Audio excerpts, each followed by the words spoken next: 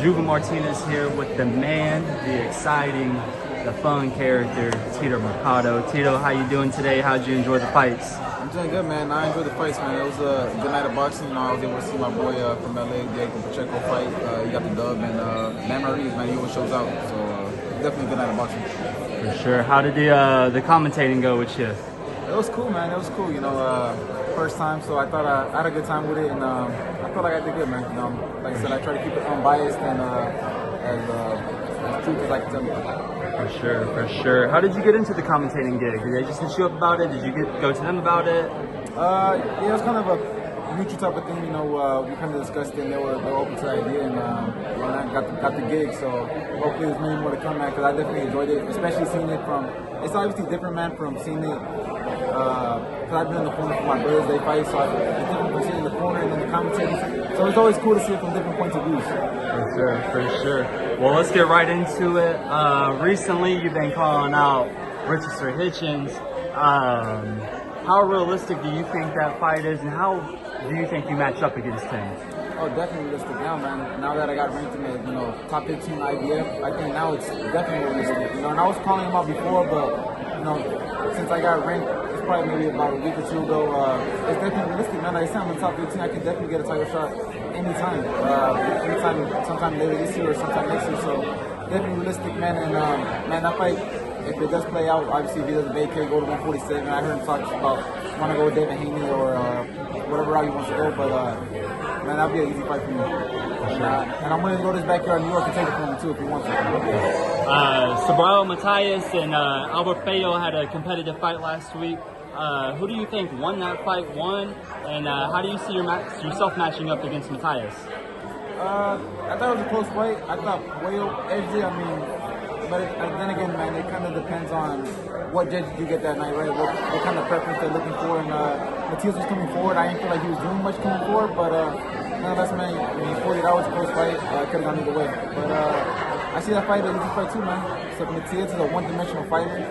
I think he's already punchy, so it shouldn't be easy. He's not running into every brick that I throw at him. Another champion at 140 is Teofimo Lopez. How do you think you match up against him? And what do you think about Teo? Not only as a fighter, but as a personality. As a personality, man, I feel like he got a couple screws loose in his head. He definitely needs to be in an asylum, man. Somebody got to get his ass checked out. Him and his dad. I'm gonna be honest with you.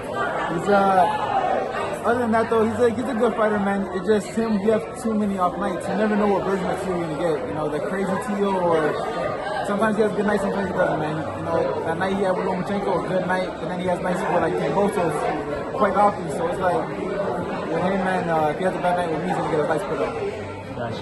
We also got Gary Antoine Russell at that division. He's coming off of a good performance against El Rayo. Same question. How do you think you match up against him, and what do you think of him as a fighter? He's a good fighter, man. Very aggressive, but I don't know, man. He's too inactive for me. He's too inactive, and he puts sometimes unnecessary amount of pressure. But like I said, man, he only fights once a year, so he definitely wants to get that in. We can get it. Probably be next year when he fights. Like I said, he fights only once a year, and I seen him, man. He's just doing interviews right now. He has no whole little cowboy look to him, so he's probably been watching a lot of Brokeback Mountain or some shit. To be honest with you, I don't know what he's doing, but I definitely want to get a fight with him, man. For sure. Is there any name that you want specifically next at 140? What are you trying to build on to next going forward? For sure, man. I think it's either Hitchins or Teo, for sure. One of those guys. They're definitely different personalities, so I think they'll definitely build up with them. I think they'll definitely be big, man. And ultimately, man, those guys are just guys that I don't really like that much. So I'm going to take them off the surface of the damn 140 division. For sure. Recently, there's been some PED issues going on in the game.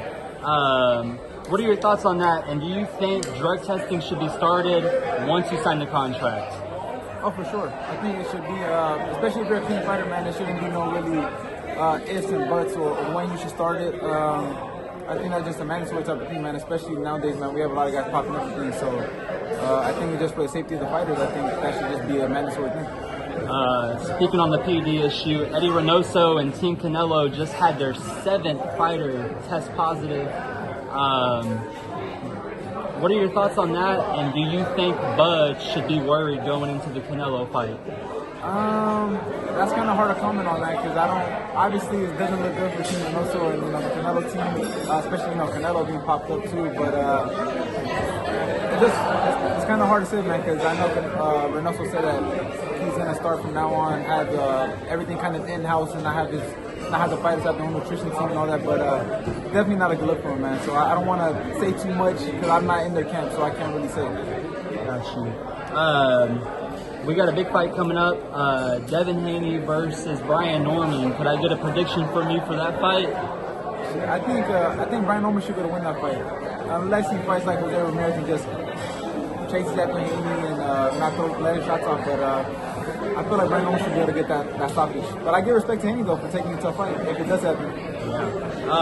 Another prediction from you, going back to Canelo versus Bud. How do you think that's going to go down with, Bud going up seemingly 3 weight classes? Because he only had one fight at 154, so.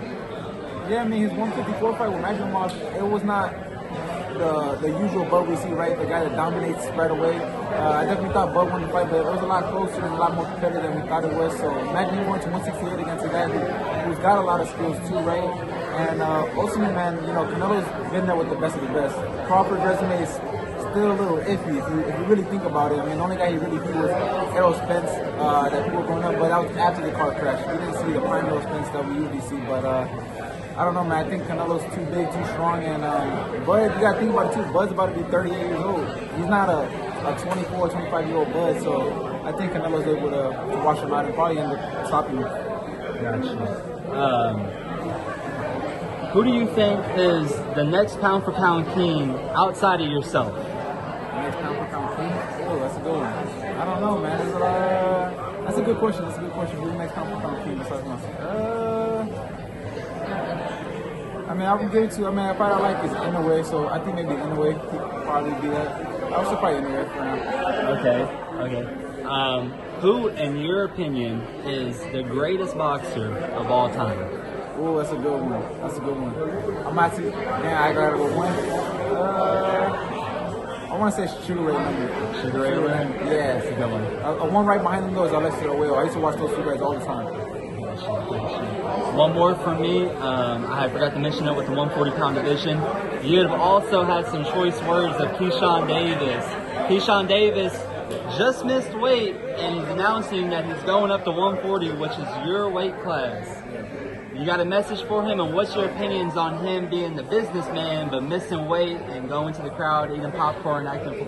What's your whole thought on that?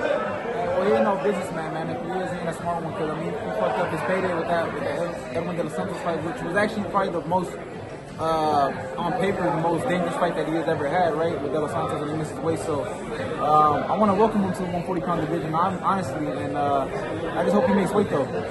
We ain't fighting no fat boys. We fight real businessmen. We don't fight fat boy businessmen.